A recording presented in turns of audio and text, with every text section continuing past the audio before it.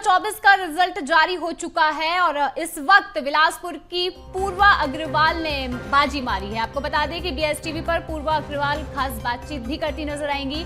पूर्वा अग्रवाल ने यहां पर 65वीं रैंक हासिल की है। 2023 में आईपीएस पूर्वा अग्रवाल को सीजी कैडर भी मिला था। तो आपको बता दें कि यहाँ पर यूपीएससी 2024 का रिजल्ट घोषित हो चुका है और इसी के साथ चलिए अब हमारे साथ शिवम दुबे जुड़े हैं, जहां बिलासपुर की पूर्वा अग्रवाल जिन्होंने बाजी मारी है उनके साथ यहां पर फिलहाल शिवम मौजूद हैं। शिवम, हम जानना चाहेंगे पूर्वा जी से कि उन्होंने किस तरीके से इस पूरी पढ़ाई को कितनी मेहनत से किया, क्या कुछ उन्हें यहाँ पर देखना पड़ा, किस तरीके से उन्होंने 2024 मतलब यूपीएससी 2024 का रिजल्ट जो आया जिसमें उन्होंने इसे सही तरीके से पास किया है।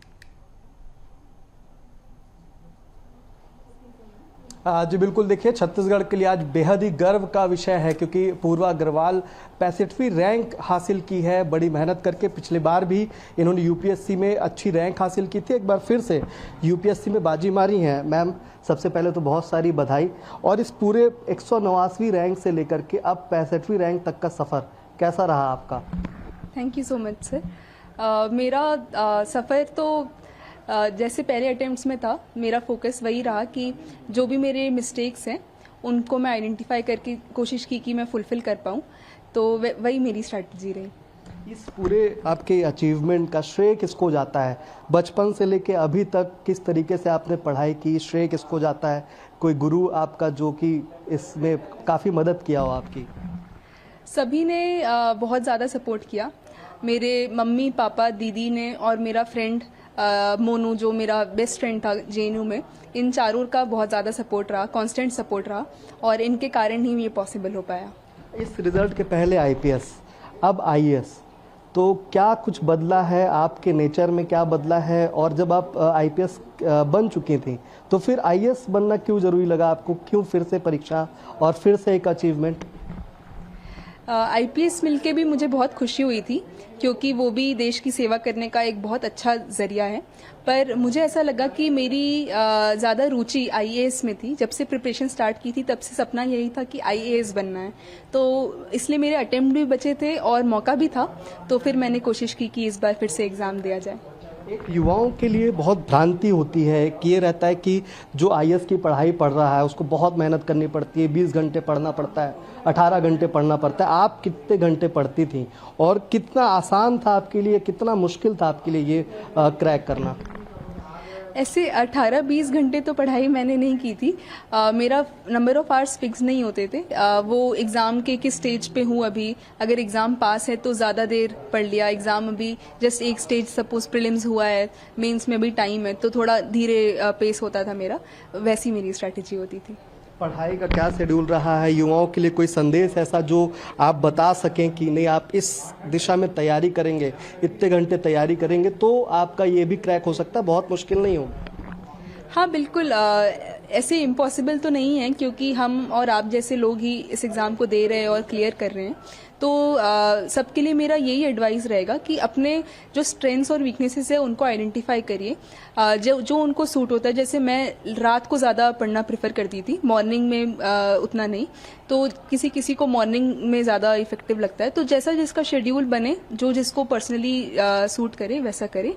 और जो प्रीवियस ईयर क्वेश्चंस हैं और जो सिलेबस है, इन दोनों को अपना गाइड मान के आगे प्रिपरेशन करें। जब आप तैयारी कर रही होंगी यूपीएससी की और एक अधिकारी बनने की, तो एक सपना होता है हर किसी के मन में कि अगर मैं अधिकारी बना, मैं अधिकारी बनी तो मैं ये सबसे पहले चेंजेस लाऊंगी समाज में, मैं ये करना चाहती हूँ, मेरा लक्ष्य है।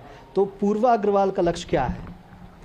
मेरा यही फोकस होगा सर कि जिस भी एरिया में मैं पोस्टेड रहूं वहाँ के ओवरऑल डेवलपमेंट में मैं कंट्रीब्यूट कर सकूं और वहाँ का जो हेल्थ है, एजुकेशन है, जो वहाँ के वल्नरेबल सेक्शंस है, विमेन है, इन सबको एम्पावर कर सकूं।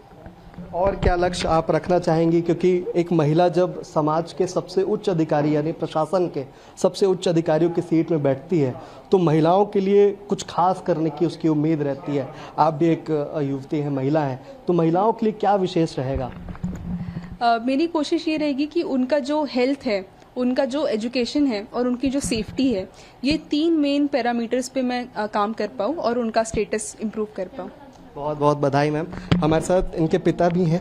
सर, बड़े गर्व का क्षण, आपके लिए तो है ही, लेकिन छत्तीसगढ़ के लिए भी है। कैसे देखते हैं इस क्षण को? बहुत खुशी हो रही है ना। और बेसिकली मेरी 2 बेटियां हैं और ईश्वर का बहुत बहुत धन्यवाद है, बहुत बहुत कृपा है कि दोनों बेटियां जो है ना, मतलब एक से बढ़ के एक हैं और इसने तो बहुत नाम रोशन कर दिया है ना। पिछले बार आईपीएस हुई थी, अब इस बार मोस्ट प्रोबेबली आईएएस मिल जाएगा इसको। और शुरू से प्रतिभावान रही है ना। ये स्पोर्ट्स में भी 5 बार नेशनल्स गई है स्विमिंग में, उसके अलावा मेरिटोरियस रही है शुरू से, और जो भी चाहा है इसने वो किया है, मतलब खूब मेहनत की है। आप पिता हैं, आपको पता चल गया होगा, एक स्टेज आया होगा जब पूर्वा जी मतलब उनकी भेद उससे लगा होगा, उनकी पढ़ाई से लगा होगा, उनके रिजल्ट से लगा होगा, उनकी रुचि से लगा होगा। तो ऐसा कौन सा स्टेज था जब आपको पता चल गया था कि बेटी अब पूरे परिवार का और छत्तीसगढ़ का नाम रोशन करने वाली है? नहीं, एग्जैक्टली तो ये नहीं पता चला कि भाई इसको आईएएस में ही जाना है, लेकिन ये तो लग रहा था 8th 9th में जब थी ना, तभी से लग रहा था कि ये कुछ खास करेगी। और इसने जब 12th में थी तो सीए का भी जो एंट्रेंस होता है उसमें भी ऑल इंडिया पोजीशन थी इसकी, क्लेट में भी हो गया था इसका, मतलब नेशनल लॉ यूनिवर्सिटी में एडमिशन मिल जाता है इसको। तो ऐसा करके 12th की भी टॉपर थी ये, तो हर तरह से मतलब जो भी करती है अच्छा ही करती, ये भरोसा था।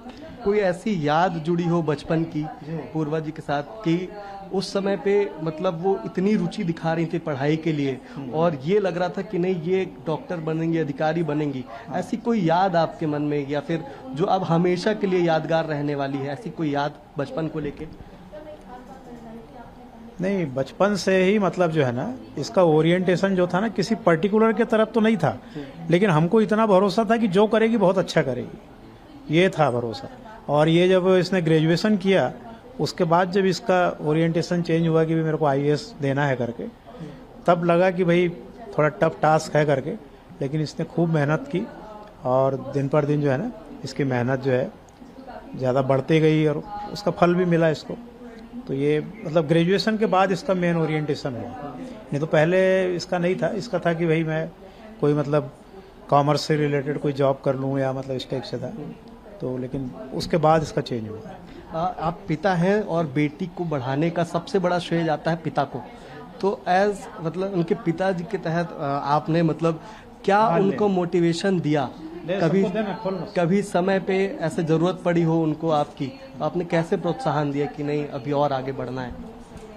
नहीं, मैं और मतलब इसकी मम्मी भी क्या है कि काफ़ी सपोर्टिव है। जैसे स्विमिंग के लिए सुबह 4 बजे इसको लेके जाना पड़ता था स्विमिंग पूल, शाम को भी फिर 3 घंटा प्रैक्टिस, सब इसकी मम्मी करती थी। तो इसकी मम्मी का बहुत ज़्यादा मतलब सपोर्ट रहा है। और हमारा तो ध्येय यही था कि भाई ये जो भी करे अच्छा करे, एक पर्टिकुलर यही चीज़ करे ऐसा नहीं था, है ना। तो हमने हरदम सपोर्ट किया, इन लोगों को जो भी फैसिलिटी चाहिए, जो भी चीज़ें चाहिए वो मुहैया कराते थे।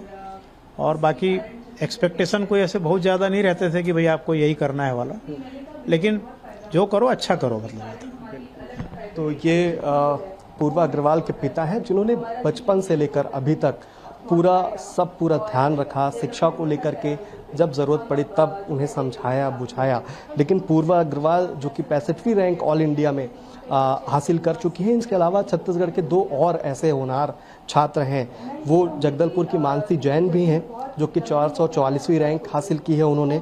सरगुजा के केशव गर्ग भी हैं जिन्होंने 496 रैंक हासिल की है। यानी कि छत्तीसगढ़ के लिए यूपीएससी के रिजल्ट में बेहद ही गर्व करने का विषय सामने आया है। जी बिल्कुल, देखा जाए तो पूर्वा अग्रवाल ने 65वीं रैंक हासिल कर छत्तीसगढ़ का नाम रोशन किया, अपने माता पिता का नाम रोशन किया। और सबसे बड़ी बात कि 2023 में आईपीएस पूर्वा अग्रवाल जो है पहले भी आईपीएस रह चुके हैं, उसके बाद एक बड़ी सफलता जो है उन्होंने हासिल की है। चलिए शिवम, इसी के साथ बहुत बहुत धन्यवाद।